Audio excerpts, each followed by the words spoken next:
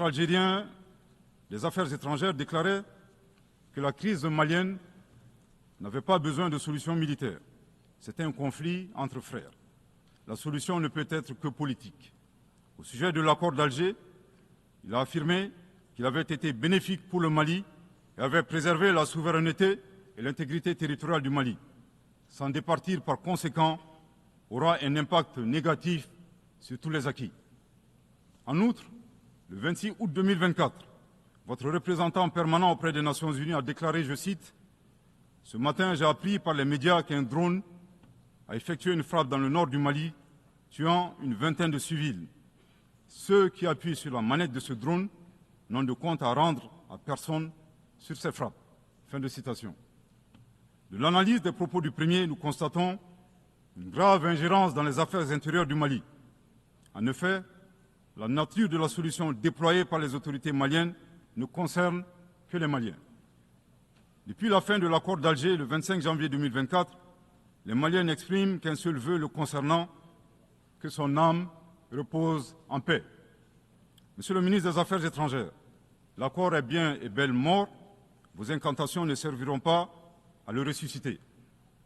Vous me donnez l'occasion, d'une part, de vous réitérer que nul ne peut aimer le Mali plus que les Maliens, et d'autre part, de vous rappeler que le Mali et son peuple ne seront pas des spectateurs face aux assauts et l'adversité. Pour chaque balle tirée contre nous, nous réagirons par réciprocité. Pour chaque mot employé de travers, nous réagirons par réciprocité. À bon entendeur, tant pis. Quant aux représentants permanents algériens, en plus d'offrir le gîte et le couvert, certainement avec de succulents plats de tchèque-tchouka et de chorba, à des terroristes et des renégats en débandade, son rôle d'estafette désorienté ne contribue guère à la promotion des relations de bon voisinage. De ces propos, il ressort des accusations graves et infondées. D'une part, la qualification de la nature civile des victimes à partir des médias est aventureuse et diffamatoire.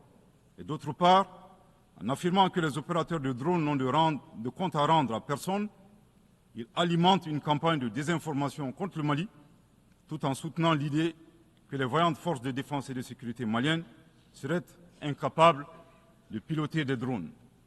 Il me plaît ici de rappeler que la montée en puissance des FAMA n'est pas une vue de l'esprit, mais une réalité tangible qui a permis de reprendre le contrôle de l'ensemble du territoire national.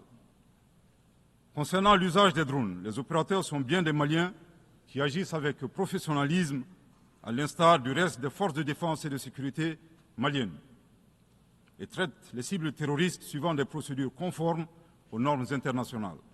À titre de rappel, il y a quelques années, les acteurs de l'instrumentalisation des droits de l'homme, déterminés à ternir la performance antiterroriste de l'armée nationale algérienne, ont mis en exergue la question subversive du qui tue qui. Aujourd'hui, nous sommes troublés que le représentant permanent algérien ait rejoint la tendance manipulatrice des droits de l'homme pour s'attaquer à l'armée malienne. Le Mali exige de ces deux énergumènes diplomatiques qui cessent d'entrer dans l'histoire à reculons.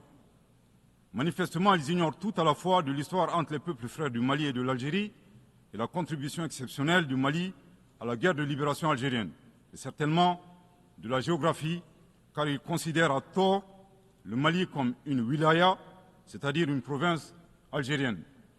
Je répète, le Mali exige de ces deux énergumènes diplomatiques qui cessent d'entrer dans l'histoire à reculons.